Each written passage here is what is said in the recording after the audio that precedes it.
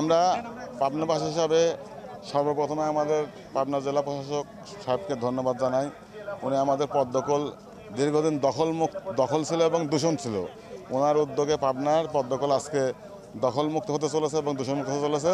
আমরা পাবনাবাসী সবাই মিলে আমাদের জেলা প্রশাসক মহোদয়কে ধন্যবাদ জানাই এবং আমরা এই ব্যাপারে খুবই খুশি।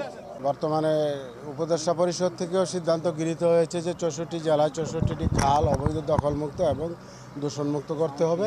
তারই ধারাবাহিকতা আমরা রাজশাহী ডিভিশনের 8টি জেলায় 8টি খালকে চিহ্নিত করা হয়েছে। আমরা পাবনা জেলা থেকে এই খালটিকে চিহ্নিত করেছি। এটাকে দখলমুক্ত করব এবং অবৈধ দখলমুক্ত এবং দূষণমুক্ত করব। তারই ধারাবাহিকতা আজকে আমরা সকল দপ্তর এবং বিভিন্ন সংস্থার সদস্য যারা আসছে ওনাদেরকে নিয়ে আমরা এই কর্মসূচি শুরু করব এবং এই খালটা পরিষ্কার করব। আসলে এই পদ্মার কুল দীর্ঘদিন এই এলাকার বিভিন্ন লোক এটা দখল করে রাখছিল। আমাদের পাবনার সুযোগ্য জেলা প্রশাসক সাহেবের সহযোগিতায় আমরা এই পদ্মার কুলকে দখলমুক্ত এবং পরিষ্কার করার জন্য যে উদ্যোগ নিয়েছে আমরা জেলা প্রশাসক স্যারকে সাধুবাদ জানাই।